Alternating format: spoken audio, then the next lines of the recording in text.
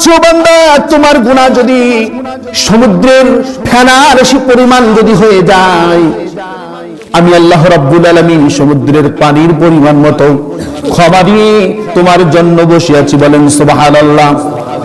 শুধু তাই নয়, তোমার গুনাহ যদি পাহাড়ের চূড়ায় পর্যন্ত পৌঁছে যায়, তুমি অসংখ্য গুনাহ করেছো, অগণিত গুনাহ করে ফেলেছো, পাহাড়ের চূড়া পর্যন্ত তোমার গুনাহ পৌঁছে গিয়েছে, তারপরেও তুমি আমার কাছে ফিরে এসেছো। তুমি বুঝতে পেরেছো আমি জীবনে অনেক ভুল করেছি, অনেক গুনাহ করে ফেলেছি, অনেক অন্যায় করেছি, অনেক জুলুম করেছি নফসের উপর।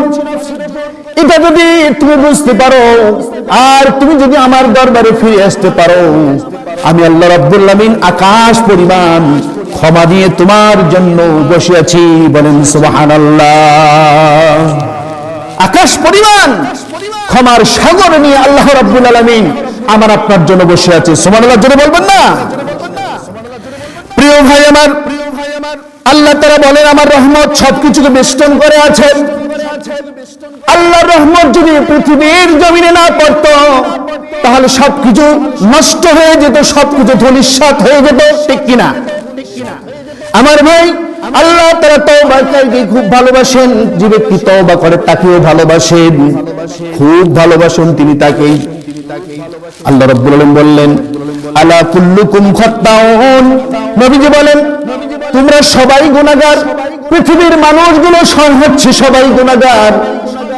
বলেন তো আমার সামনে যারা বসে আছেন আমরা কি গুনাহগার নই? জোরে বলা লাগবে।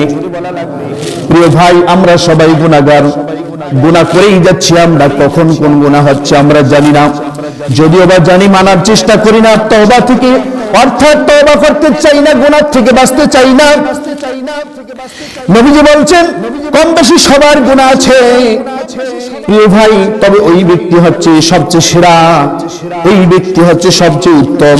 খায়রুল খাত্তাঈন আত-তাওয়াবুন, তবে গুনাহগারদের মাঝে সবার সেরা, সবার সেরা সবচেয়ে উৎকৃষ্ট ব্যক্তি হচ্ছে ওই ব্যক্তি যারা আল্লাহর কাছে সব সময় তওবা করে। বলেন সুবহানাল্লাহ। প্রিয় ভাই বলেন তো তওবা করার দরকার আছে না নাই? তওবা করতেই হবে আমাকে আপনাকে। আপনি চলতে গিয়ে গুনাহ করেছেন, দেখতে গিয়ে গুনাহ করেছেন, লেনদেন করতে গিয়ে গুনাহ করেছেন, এমনকি অনেক মুসল্লি রয়েছে নামাজ পড়তে আসলেও গুনাহ করে আছে না নাই? কেমনে গুনাহ হয়? যদি সময় হয় আমি সেটা আপনাদেরকে বলে দিব, যদি সময় না হয়, যদি কোনোদিন আল্লাহ তৌফিক দান করে সে কথাটাও আপনাদেরকে আমি ভেঙে বলে দিব। প্রিয় ভাই আমার, তওবা বড় দামি জিনিস, অত্যন্ত মূল্যবান জিনিস হচ্ছে তওবা। তওবা আমাদেরকে করতে হবে। আল্লাহ তাআলা তাকেই ক্ষমার ঘোষণা করে দিয়েছেন, যে ব্যক্তি সঠিকভাবে তওবা করবে তাকে মাফ করার ওয়াদা দিয়েছেন, ক্ষমা করার ঘোষণা দিয়েছেন। নবীজি সাল্লাল্লাহু আলাইহি সাল্লামের একটা গুণবাচক নাম হলো গফফার, আছে না নাই? কথা বলেন, গফুর। তিনি যদি ক্ষমাই না করেন এই নাম দিয়ে কাম কি? ঠিক কিনা? আমি জানতেছি না আপনারা কথার আওয়াজ দিচ্ছেন না কেন? এটা একটা ক্লাসের মতো হচ্ছে, কথার উত্তর দিবেন তাহলে ভালো লাগবে। আর মসজিদে নামাজ পড়তে গিয়ে ঝিমুনি এসে ঘুমায় যান, তাহলে ইমাম কি আপনাদের কি বললো, আপনারা কি ইমাম এই কথার থেকে শিক্ষা নিলেন, এখান থেকে বাড়িতে পর্যন্ত কি নিয়ে গেলেন, এটা বুঝার বিষয়, ঠিক কিনা? সাপ্তাহিক ক্লাস হচ্ছে আপনাদের সামনে। আজকে যা সিলেবাস ভিত্তিক কথা হবে, এই কথাগুলো এখন থেকে শুরু করে মৃত্যুর আগ মুহূর্ত পর্যন্ত আমাকে আপনাকে দৃঢ়ভাবে পালন করার দরকার আছে না নাই? প্রিয় ভাই আমার, যদি গফুর নাম তিনি দিয়েছেন, ক্ষমাই যদি না করতেন, এই গফুর নামের নাম কি, কাম কি? তিনি বান্দাদেরকে ক্ষমা করার ওয়াদা দিয়েছেন, মাফ করার ঘোষণা দিয়েছেন। ইন্নী গফফারুল লিমান তাব, যে ব্যক্তি তওবা করে নিশ্চয়ই আমি আল্লাহ তার জন্য ক্ষমাশীল। বলেছেন কে? কথা বলেন। হযরত আদম আলাইহিস সালাতু ওয়াস সালাম তিনি মাত্র একটা গুনাহ করেছেন। কয়টা গুনাহ করেছেন? ভুল করেছিলেন কয়টা? একটা। কয়টা? শয়তানও ভুল করেছিল একটা। আল্লাহ তাআলা শয়তানকে বলেন, ও শয়তান তুমি আদমকে সিজদা করো। শয়তান কিন্তু গাদ্দারি করার কারণে অভিশপ্ত হয়ে গেলেন, বলেন ঠিক কিনা? আল্লাহ রাব্বুল আলামিন হযরত আদম আলাইহিস সালামকে বলেছিলেন, আদম তোমাকে জান্নাতে দিয়েছি, তোমার স্ত্রী সহ তুমি জান্নাতের মধ্যে থাকবা, জান্নাতের মেহমান হিসেবে তোমরা থাকবা, কিন্তু একটা কথা বলেছিল, ওই গাছের কাছে যাওয়া যাবে, ওই গাছের কাছে যাওয়া যাবে না। লা তাকরাবা হাযিহিশ শাজারাতা ফাতাকুনা মিনাজ যালিমিন। ওই গাছের কাছে যাবা না, ওই গাছের কাছে যাবা না। আদম আলাইহিস সালাম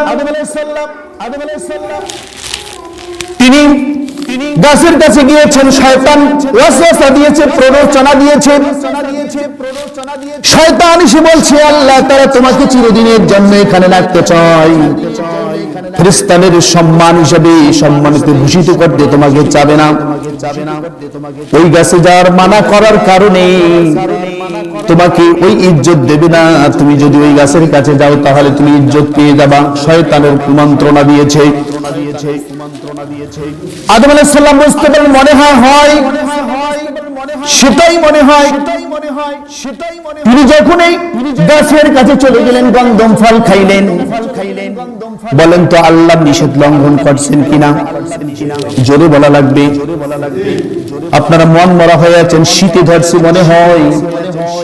একটা হুকুম অমান্য করেছি। যখন এই গাছের কাছে চলে গিয়েছেন, সঙ্গে সঙ্গে জান্নাতি পোশাক দুজনের খুলে গিয়েছে কিনা? কথা বলেন। জান্নাতি পোশাক খুলে নিয়েছে আল্লাহ তাআলা। একটা অপরাধ করার কারণে জান্নাতি পোশাক খুলে নিয়েছে, একজন অপরজনের ইজ্জত দেখা শুরু করেছে। হযরত আদম আলাইহিস সালাম 3 পাতা নিলেন গাছ থেকেই, নিয়ে ইজ্জত ঢাকলেন। অনেক কথা রয়েছে, আমি সংক্ষিপ্ত আকারে কথাগুলো বুঝাচ্ছি, এত কথা বলার সময় হবে না। হাওয়া আলাইহিস সালাম 5টি পাতা দিয়ে তিনি তার ইজ্জত ঢাকলেন। প্রিয় ভাই, আবার তারা কিন্তু যখন এই ভুল বুঝতে পেরেছেন, তওবা করেছেন, সঙ্গে সঙ্গে আল্লাহ তাআলা তাদেরকে আবার মর্যাদা দিয়েছেন কিনা? বলে প্রিয় ভাই আমার, তাহলে বুঝুন গুনাহ কত বড় জিনিস, কত জঘন্যতম অপরাধ। আমরা হর হামেশা গুনাহগুলো করে যাচ্ছি, চিন্তা করতেছি না আমার গুনাহ হয়ে যাচ্ছে, গুনাহ করে যাচ্ছি, মনে হয় আমার কিছুই অনুভব হয় না, অনুশোচনা হয় না, অনুতপ্ত হয় না, আমি বুঝতেই পারি না যে এটা গুনাহ। আজকে আপনাদের সামনে ওপেন বলার চেষ্টা করবে ইনশাআল্লাহ। প্রিয় ভাই, আজকে আমার সামনে যারা বসে আছেন, এখন আপনারা আজকে বলবেন কার চরিত্র নেবেন? বলেন তো, শয়তানের চরিত্র নেবেন না আদমের? কথা মনে হয় আমার বুঝতে পারেননি। কার চরিত্র নেবেন? শয়তানের চরিত্র নেবেন না আদমের চরিত্র নেবেন? আদমের চরিত্র নিতে গেলে তওবা করতে হবে। গুনাহ করা যাবে, গুনাহ করা যাবে। যে ব্যক্তি গুনাহ করবে জানতে হবে সে শয়তানের চরিত্র নিয়েছে। শয়তানের চরিত্র হওয়ার কারণে সে যাবে জাহান্নামে, ঠিক কিনা? প্রিয় ভাই আমার, আল্লাহ তাআলা বলেন, নাব্বি ইবাদি আন্নী আনাল গফুরুর রহিম। ও মুহাম্মদ সাল্লাল্লাহু আলাইহি ওয়াসাল্লাম, আমার বান্দাগুলোকে বলে দাও, খবরদার দিচ্ছি আমি আল্লাহ বড় ক্ষমাশীল। সুবহানাল্লাহ বলেন। এর মানে বাবা আদম গুনাহ করার পরে তওবা করতে 1 সেকেন্ড দেরি করে নাই। যখন এই গাছের কাছে গিয়েছে, লঙ্ঘন হয়েছে, বুঝতে পেরেছে, বুঝার পর সঙ্গে সঙ্গে তিনি বুঝতে পারলেন আমি তো বড় অপরাধ করেছি, আমি বড় ভুল করে ফেলেছি, আল্লাহর আদেশ লঙ্ঘন করেছি। যখনই এটা বুঝতে পারলেন, সঙ্গে সঙ্গে আল্লাহ তাআলা তার মনের মধ্যে স্মরণ করিয়ে দিলেন, ও আদম তুমি ভুল করেছো। হযরত আদম আলাইহিস সালাম যখন বুঝতে পারলেন, সেই মুহূর্তে কোরআনের আয়াত নাযিল হলো। আল্লাহ তাআলা বললেন, ক্বালা রাব্বানা যালামনা আনফুসানা ওয়া ইল্লাম তাগফির লানা ওয়া তারহামনা লানাকুনান্না মিনাল খাসিরিন। সুবহানাল্লাহ বলেন। তিনি বুঝতে পারলেন আমি গুনাহ করে ফেলেছি, আপনার আদেশকে লঙ্ঘন করেছি, জান্নাতি পোশাক আমার গা থেকে পড়ে গেছে একটা গুনার কারণে। প্রিয় ভাই আমার, আমরা হাজার হাজার গুনাহ করি, গুনাহ করার পরে জান্নাত পাওয়ার আশা করি, ঠিক কিনা? একটা গুনাহ করেছেন হযরত আদম, আল্লাহর একটা হুকুমকে অমান্য করার কারণে জান্নাত থেকে বহিষ্কার করেছিলেন, ঠিক কিনা? একটা হুকুম অমান্য করার কারণে জান্নাত থেকে বহিষ্কার করেছেন আল্লাহ, যা জান্নাতে থাকার তোর অধিকার নেই। যখনই বুঝতে পারলেন, তওবা করলেন, আল্লাহ আবার তাকে মর্যাদা দিয়ে দিয়েছেন, ঠিক কিনা? প্রিয় ভাই আমার, তারা যখন নিজেদের অপরাধের কথা স্বীকার করলেন, আল্লাহ তাদের প্রতিশ্রুতি দিলেন, প্রবেশ করলেন। আল্লাহ তাআলা বললেন, ফাইন্না ইয়াতিয়ান্নাকুম মিন্নি হুদান ফামান তাবিআ হুদায়া ফালা খাউফুন আলাইহিম ওয়ালা হুম ইয়াহজানুন। আল্লাহু আকবার বলেন। সূরা বাকারা ৩৮ নম্বর আয়াত। আল্লাহ রাব্বুল আলামিন বললেন, ও আমার বান্দা, তোমরা ভয় পেও না, টেনশন করো না। আমার পথ থেকে যখন বিচ্যুত হয়ে গিয়েছিলাম, আমার পথ থেকে যখন দূরে সরে গিয়েছিলাম, যখন তুমি বুঝতে পেরেছো আমি অপরাধ করেছি, আমি অন্যায় করেছি, আমি ভুল করে ফেলেছি, এখন বুঝতে পেরেছো, আর টেনশন করো না। আমি আল্লাহ রাব্বুল আলামিন তোমাদেরকে ভুলটা স্বীকার করার কারণে পূর্বের মতো সম্মান দিয়ে দিলাম। বলেন সুবহানাল্লাহ। এই সম্মান দেওয়ার কারণে আল্লাহ রাব্বুল আলামিন হযরত আদম হাওয়াকে আবার জান্নাতি মেহমান বানিয়েছেন, ঠিক কি না? আল্লাহ তাআলা বললেন, ইয়া আইয়ুহাল ইনসান মা গররাকা বিরাব্বিকাল কারীম। আল্লাহ তাআলা বলছেন, হে আদম সন্তান, আল্লাহ তাআলা বলছেন, ও আদম সন্তান, ও আমার বান্দারা, যে রহমত রেখেছি, যে গুনার সাগর আমি নিয়ে বসে আছি, সেই আল্লাহকে ভুলে তুমি কোথায় যাচ্ছ? কোন পথে তুমি যাচ্ছ? কোন পথে তুমি এগিয়ে যাচ্ছ? তুমি আমার পথ থেকে বিচ্যুত হয়ে কোথায় যেতে চাও? তুমি জান্নাত কোথায় তালাশ করতে চাও? আল্লাহ বলতেছেন যে তোমরা আমার দিকে চলে আসো, তোমরা আমার দিকে চলে আসো। প্রিয় ভাই আমার, নবী সাল্লাল্লাহু আলাইহি সাল্লাম হাদিসের মধ্যে বলেছেন, সহিহ বুখারীর হাদিস ৬০০০, নবীজি বলেন, জাআলাল্লাহু রাহমাতান মিয়াতা জুজিন আমসাকা ইনদাহু সিআতান ওয়া সিআত ৯০। নবীজি সাল্লাল্লাহু আলাইহি সাল্লাম বললেন, আল্লাহর রহমত থেকে তোমরা কখনো নিরাশ হয়ো না, কারণ আল্লাহ রাব্বুল আলামিন তার রহমতের ভালোবাসার যেটা ১০০ ভাগ করেছেন। কত ভাগ? ১০০ ভাগ করেছেন। তার রহমতটা কি ১০০ ভাগ করে ৯৯ ভাগ আল্লাহর কাছে রেখে দিয়েছেন, আর তামাম মাখলুকাতের মাঝে মাত্র ১ ভাগ রেখে দিয়েছেন। বলেন সুবহানাল্লাহ। ওই ১ ভাগ ভালোবাসা পেয়ে, ওই ১ ভাগ ভালোবাসা থাকার কারণে বনের হিংস্র প্রাণী বাঘটা নিজের বাচ্চাকে প্রসব করে বুকের দুধ খাওয়ায়, খাওয়ায় কিনা? এই জোরে বলেন, খাওয়ায় কিনা? প্রিয় ভাই আমার, যে বনের হিংস্র প্রাণীকে, একটা প্রাণী আর একটা প্রাণীকে ধরে গ্রাস করে মাংস ছিঁড়ে খায়, আপনারা দেখছেন কিনা বলেন তো? কথা বলা লাগবে। এত হিংস্র প্রাণী, বাঘ, ওয়েল, বেঙ্গল টাইগার, সিংহ আর অন্যান্য প্রাণীগুলো দেখবেন ওই আমাজন জঙ্গলে, অন্যান্য জঙ্গল, আফ্রিকার মহাদেশে এত বড় বড় বাঘ, সিংহ, ওয়েল, বেঙ্গল টাইগার, এমন প্রাণী বড় বড় দেখবেন। ওই সমস্ত প্রাণী ওই ১ ভাগ রহমত থাকার কারণে নিজের সন্তানকে প্রসব করে বুকের দুধ খাওয়ায়, আছে না নাই? আপনার বাড়িতে পোষ্য যে বিড়ালটা রয়েছে, আমি ওদিকে গেলাম না, বিড়াল থেকে শিক্ষা নেন, কত মায়া করে তার সন্তানকে। যে বাড়িতে বিড়াল বাচ্চা দেয়, ১ থেকে ৪টা ৫টা পর্যন্ত বাচ্চা দেয়, দেয় কি দেয় না? এক সপ্তাহ যাওয়ার পরে বিড়াল যে স্থানে বাচ্চা প্রসব করেছে, এক সপ্তাহ পরে দেখবেন ওই স্থান চেঞ্জ করে অন্য ঘরে তার বাচ্চাগুলোকে নিয়ে যায় কি যায় না? বলেন তো বিড়াল কি পা দিয়ে আশ্রিয়ে তার বাচ্চাকে নিয়ে যায় না মুখ দিয়ে কামড় মেরে নিয়ে যায়? কথা বলা লাগবে। মুখ দিয়ে কামড় মেরে নিয়ে যায়। বিড়াল যতটা যে বাড়িতে রয়েছে, যতটা ঘর রয়েছে, প্রত্যেকটা ঘরে এক সপ্তাহ বা 10 দিন পর 15 দিন পর চেঞ্জ করার কারণ হলো বিড়াল সারাকে বোঝাচ্ছে, ও আমার সন্তান, এই বাড়িতে যতটা ঘর দেখতে পাচ্ছ সবগুলো আমার, সবগুলো আমার। তোমরা যেখানে পাবি সেখানেই খাবি, যেখানে চাইবি সেখানেই শোবি, যেখানে চাইবি সেখানে বিরাজ করবি, ঠিক কিনা? বিড়াল যখন তার বাচ্চাকে কামড় মেরে ধরে, দেখবেন বাচ্চাটা মিউ মিউ শব্দ করে শুধু, ঠিক কিনা? এক স্থান থেকে আর এক স্থানে যখন নিয়ে যায় মিউ মিউ শব্দ করে। বিড়াল ছানা মনে মনে তার মাকে বলতেছে, মা তুমি এমন মা, তুমি এমন আমার মা, তুমি আমার এত ভালোবাসো, তুমি আমার কামড় মারছো ঠিকই কিন্তু ব্যথা দাওনি, ঠিক কিনা? এটাই হলো মায়ের ভালোবাসা।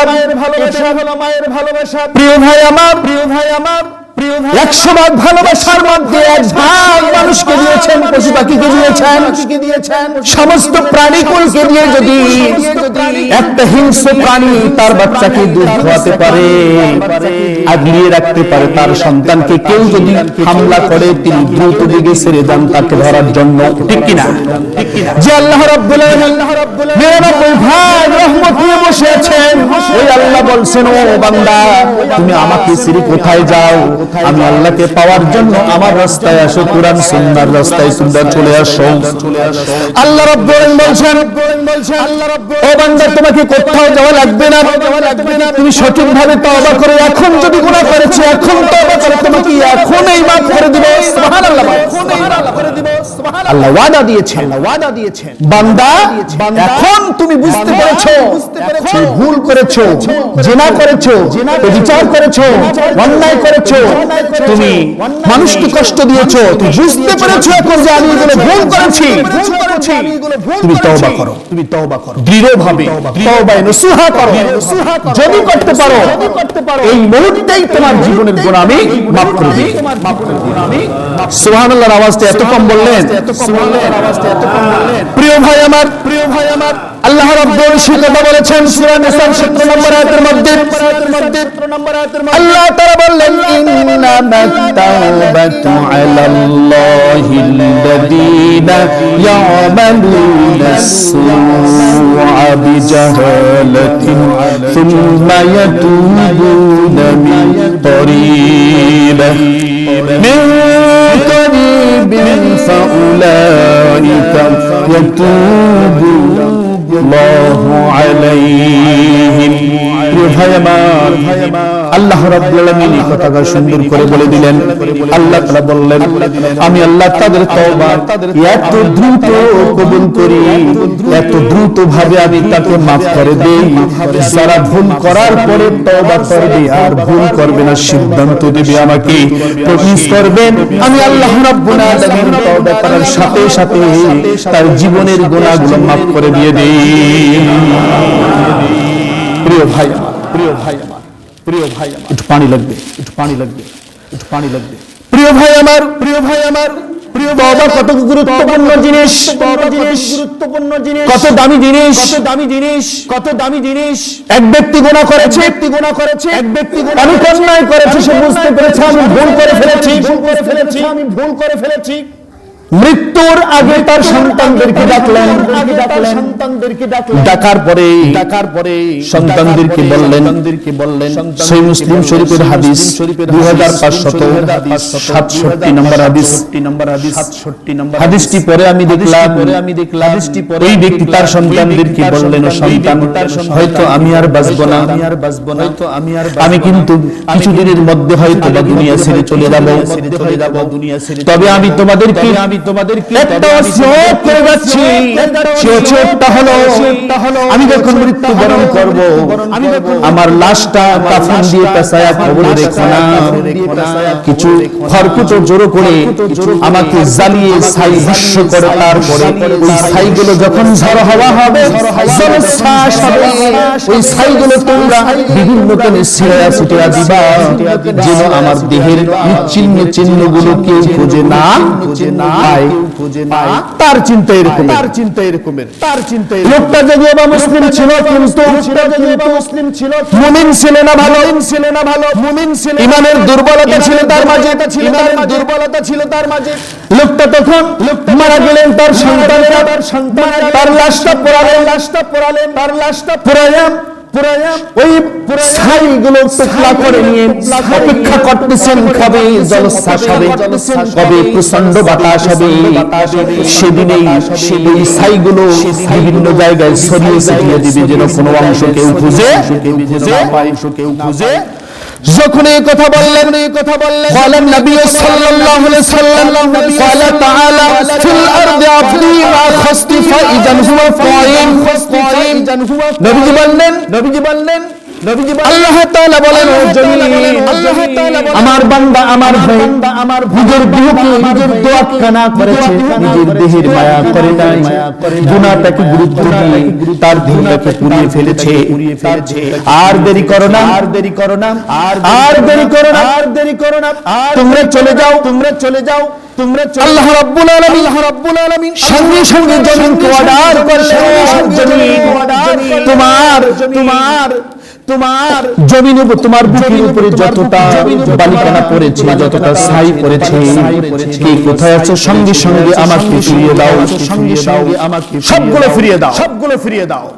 জমিন এই লোকটা গুনাহ করার পরে তওবা করার সে সেরকমের সুযোগ পায়নি, সে আমার ভাই সেরকম করেছে, তার যতটা অংশ জায়গায় পড়েছে সবগুলো আমাকে দিয়ে দাও, ফিরিয়ে দাও। এই ক্ষমতা আল্লাহর আছে। আরো জোরে বলা লাগবে। জমিন তখন কি করলো? সবগুলো জড়ো করে দিল। পালাবার তো আমাদের কোনো রাস্তা নাই, এক সেকেন্ডের নেই ভরসা। মরণ ঘাড়ের পরে বিপুল সম্পদ গর্ষ জড় ভোগ বিলাসের তরে দুলদুল পাখির নাই এসেছিলাম হেথা, বেঁধেছিলাম বাসা বড়ই মমতা, সময় হলে শেষ যাব আপন দেশ, নিয়তি যেথায় যেতে হবে সেথায়। বলেন ঠিক কিনা? আপনি চাইলেও থাকতে পারবেন না এখানে, আপনার মৃত্যু রয়েছে গঙ্গাচড়ায়, আপনাকে যে কোনো বাহনায় পৌঁছে দিবে, ঠিক কিনা? আপনার মৃত্যু যদি রংপুরে হয় যে কোনো ভাবেই আপনাকে রংপুরে যাবেন, আপনি ইচ্ছে করে থাকলেও চাইলে পাবেন না। সময় যখন নির্দিষ্ট সময়ের মধ্যে আপনার জানটা কবজ করে ফেলবে, আপনি কি অবস্থা আছেন আল্লাহ কিন্তু সেটা দেখবে। যখন তখন গ্রাস করবে। আল্লাহ তাআলা পবিত্র কোরআনে বলছেন জা আজালুহু লা ইস্তাগফিরুনা সাআতান ওয়া লা ইস্তাগফিরুন। আছে না নাই? তোমার যখন মৃত্যুর পরোয়ানা জারি হবে, কোন রকমের আগাম নোটিশ দেওয়া হবে না, আগাম কোন মেসেজ দেওয়া হবে না, আগাম কোন তথ্য জানিয়ে দেওয়া হবে না। মৃত্যুর যখনই তোমাকে মেসেজ আসবে তুমি কোথায় আছো আর কোথায় না আছো, তোমাকে আমার কাছে আসতেই হবে। বলেন ঠিক কিনা? আমরা পড়ি মিনহা খলাকনাকুম ওয়া ফিহা নুঈদুকুম ওয়া মিনহা নুখরিজুকুম তারাতান উখরা। পড়ি কিনা? আল্লাহ বলছে পালানোর কোনো জায়গা নাই, তোমার অস্তিত্ব ছিল না, আমি অস্তিত্ব দিয়েছি। দুনিয়ার জীবনে এসেছো, যেমন ইচ্ছা তেমন করে তুমি পথ চলেছো, তোমাকে ডাক দিয়েছি, তোমাকে আসতেই হবে, আসতে তুমি বাধ্য, ঠিক কিনা? তোমাকে আসতেই হবে। তোমাকে ভাই আমার সবগুলো জড়ো করে দিলেন, জমিন জড়ো করে দেওয়ার পরে আল্লাহ তাআলা ওই অংশগুলোকে বলছে আলজিমা খাসিয়ে জমিন তার দেহের তাদের অংশগুলো ফিরিয়ে দাও। নবীজি বললেন ওই লোকটাকে আল্লাহ তাআলা সামনে হাজির করলেন, ওই গুনাহগার লোকটাকে হাজির করলেন, হাজির করে বলছেন, লোকটাকে আল্লাহ বললেন মা হামালাকা আলা মা ফাআল আনতা, ও বান্দা কেন তুমি এই জঘন্যতম কাজটা করেছো? নিজের শরীরটা তুমি পুড়িয়ে ছারখার করে দিয়েছো, কেন তুমি এটা করেছো? লোকটি জবাব দেয় মিন খাশিয়াতিকা ইয়া রাব্বি, ও আল্লাহ তোমারে আমি এত ভালোবাসি, আমি জানি আমি যে গুনাহগুলো করেছি, আমি তো অনেক বড় ভুল করে ফেলেছি। আমি যদি কাফন পেঁচে আমাকে শরীরটা কাপড় দিয়ে পেঁচে যদি কবরের মধ্যে রাখো, সঙ্গে সঙ্গে আমাকে এসে বসাবা, প্রশ্ন করবে, আমার কোনো উপায় থাকবে না। আমি বড় ভয় পেয়ে এটাকে সন্তানদেরকে পুড়িয়ে ফেলার জন্য অর্ডার দিয়েছি। সন্তানেরা তাই করেছে, এই কারণে আমি এই কাজটা ছেড়েছি। রব আমাকে ক্ষমা করে দাও। আল্লাহ রাব্বুল আলামিন আমার দাসিল দেখেন, আল্লাহ তাআলা বলেন তুমি আমার ভয়ের কারণে এত বড় কাজটা করেছো, যা জীবনের গুনাহগুলো মাফ করে আমি আল্লাহ রাব্বুল আলামিন তোমাকে ক্ষমা করে দিলাম। প্রিয় ভাই আমার, আল্লাহ তাআলা ক্ষমাশীল, বড় দয়ালু, তিনি বড় দয়ালু, আমাদেরকে দয়ার সাগর হয়ে ডাকছেন, ঠিক কি না? আপনারা হাদিস অবশ্যই শুনেছেন, অবশ্যই আপনারা হাদিস শুনেছেন। প্রতি রাতে আল্লাহ রাব্বুল আলামিন প্রথম আসমানে এসে বান্দাদের উদ্দেশ্যে বলে, বান্দা কার কি সমস্যা? বিপদে পড়েছো, মুসিবতে পড়েছো, কি করো? আমাকে স্মরণ করো, আমাকে সারেন্ডার করো, আত্মসমর্পণ করো, সারেন্ডার করে সমর্পণ করে তওবা করে কি করো? তুমি আমার হুকুমগুলো পালন করো, যা চাইবা আল্লাহ রাব্বুল আলামিন সবগুলো তোমাকে দিয়ে দেবে। সুবহানাল্লাহ বলবেন না? সুবহানাল্লাহ ভাই আমার, এইজন্য তওবা করতে হবে আমাকে, এইজন্য তওবাকে আমরা তওবা করব তো, করতে রাজি আছি তো? প্রিয় ভাই আমার, আমরা গুনাহগার, বলেন তো এখানে যারা আছে আমরা গুনাহগার কিনা? এখানে যারা আছে কথা বলা লাগবে, আমরা গুনাহগার কিনা? প্রিয় ভাই আমার, এখন গুনাহগুলো কি কি সেগুলো তো জানা লাগবে। গুনাহগুলো কি কি সেগুলো তো গুনাহ হামেশাই করতে দেখুন, গুনাহ কাকে বলা হয়? প্রথম এক নাম্বার আমি যে গুনাহগুলো করতেছি, আমি পাঁচজন ছয়জন বসে আছি অথবা দাঁড়িয়েছি, আমি কি করতেছি? আমি লুঙ্গি পরে আছি অথবা গামছা পরে আছি, তোয়ালে পরে আছি, যেই পরি না কেন আমি গাসুল কাইতে আমি গাছ পরলে লুঙ্গিটার লান পর্যন্ত উঠাই, এমন আছে না নাই? জোরে বলা লাগবে।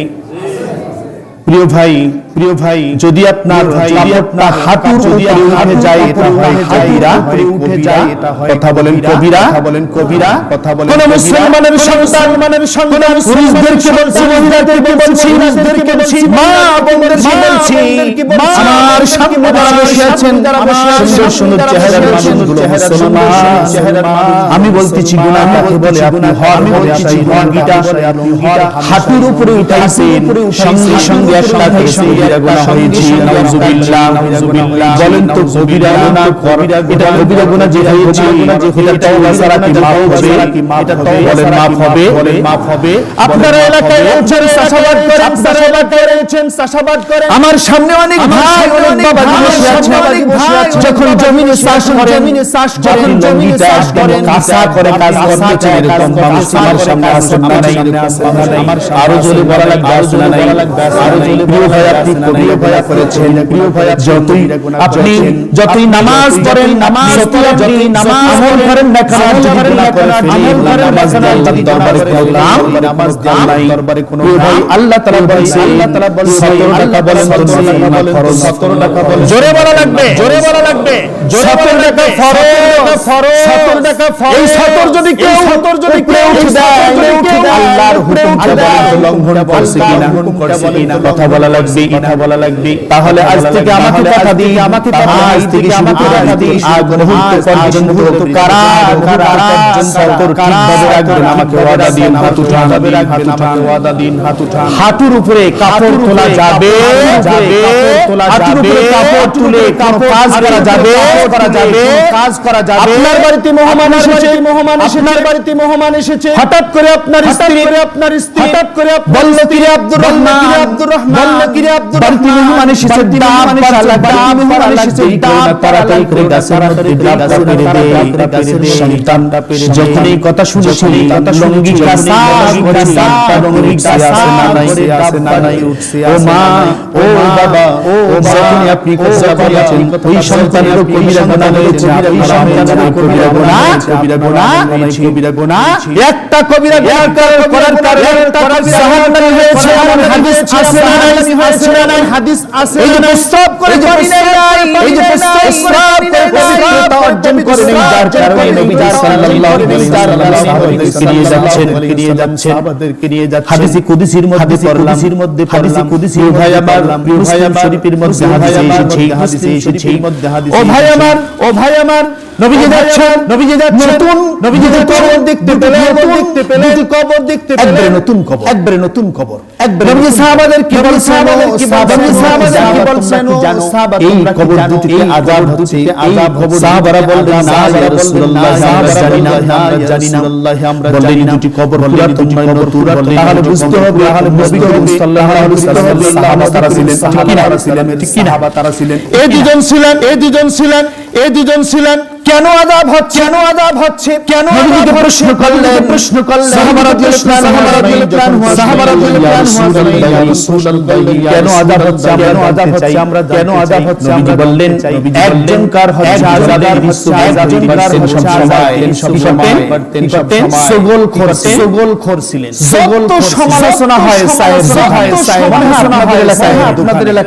আপনাদের এলাকায় আপনারা খুব ভালো মানুষ আপনারা আজকে প্রথম আসলাম তো মেহমান আনা আগে এসেছিলাম জুমার নামাজ প্রথম আজকে চায়ের দোকানে বসে পান খেতে চায়ের সমালোচনা করে এমন মানুষ জোরে বলা লাগবে আপনি অন্যের সমালোচনা করেছেন মাফ করে দেই আল্লাহ স্বয়ং নিজে আপনাকে মাফ করবে না নাউজুবিল্লাহ বলবেন না এই সকল করি সবচেয়ে মা বোনদের মধ্যে দ্বন্দ্ব লেগে দেয় ভাই বাপে সন্তান এবং মায়ে এবং এরকম অনেক এলাকার মধ্যে রয়েছে আছে কিনা একজন এরকম থাকার কারণে তার খবরে আযাব নবীজি বললেন খেজুর গাছ থেকে নবীজি সাল্লাল্লাহু আলাইহি ওয়াসাল্লামের অর্ডার পেয়ে সাহাবা সরে গেলেন গাছের তলায় খেজুরের একটা ডাল খেজুরের ডালের মধ্যে একটা ডালের মধ্যে আছে না নাই আল্লাহ রাসূল নিজের হাতে দুইটা ধরার পরে ফারমায় উঠায় কবরে দিলেন আল্লাহ রাসূল জবান দিয়ে ডালটা কাঁচা আযাব কম হবে এটা হলো আল্লাহ তাআলা আল্লাহ রাসূল এটা হলো আল্লাহ জবান মুবারক কিনা প্রিয় ভাই আমার আরেকজন ছিল করে পানি নেয়নি পবিত্র আমার সামনে আমার বৃদ্ধ আমার বাবাদের বয়সী যারা রয়েছে আপনাকে বলছি নামাজ পড়েন আপনি নামাজ 50 বছর হয়েছে কি নামাজ পবিত্রতা অর্জন না হবে কথা বলা লাগবে নামাজ হবে না মনে হয় শেষ ঠিক না সময় মনে হয় 2 মিনিট বাড়া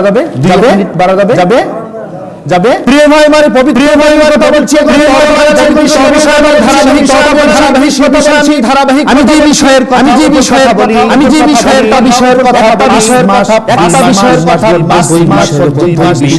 আর অন্য কোন আসবে যদি তওবা হয় আমি আমার জুমায় ধারাবাহিক আলোচনা ধারাবাহিক 3 মাস থেকে আজকে জুমায় সমাপ্ত কথা ছিল আজকে তওবার বিশেষ শেষ বিষয় তওবার বিশেষ সামনের বিষয় আরোটা হবে না প্রিয় ভাই প্রস্রাব করেছেন টিস্যু ব্যবহার করলেন আপনি উঠে দাঁড়ালেন আপনি উঠে দাঁড়ালেন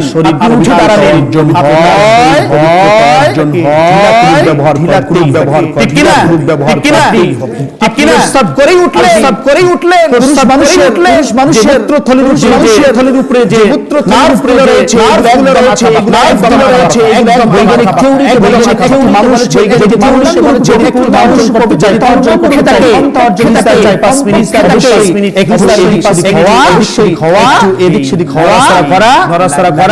নড়াচড়া করা প্রিয় ভাই আমার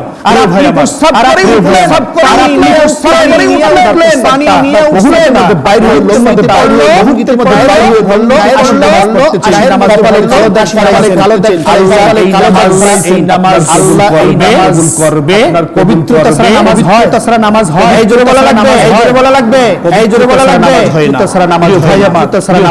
চগলখোর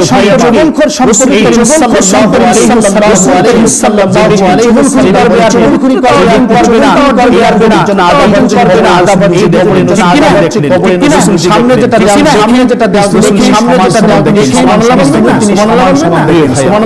আসুন আমরা তওবা করব কথা বলা অনেক আলোচনা এক ঘন্টা কথা বলি 60 মিনিট কথা বলি 12:30 আমি আমার 12:30 আমি আমার 25 পর্যন্ত আমি তো আমার জন্য দোয়া করবেন তো আমার জন্য দোয়া করবেন আমরা তওবা করতে রাজি আছি আমরা তওবা করতে রাজি আছি কথা বলা কি বলেন তো কথা বলা কি মিথ্যা কথা বলা কি কবিরা গুনাহ একটা মানুষ কবিরা গুনাহ একটা এলাকার মানুষকে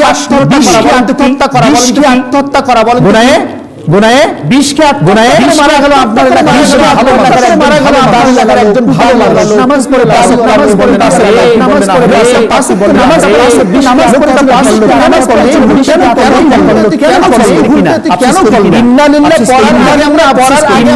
পড়ার আগে আফসোস করি 20 কে আত্মহত্যা করা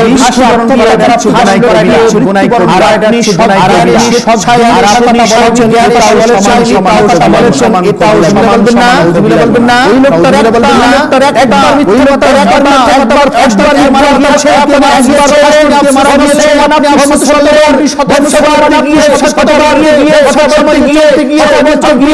সমাজে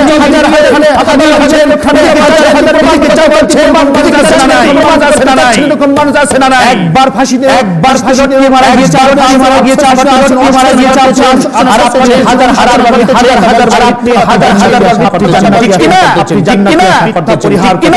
আল্লাহ রাব্বুল আলামিন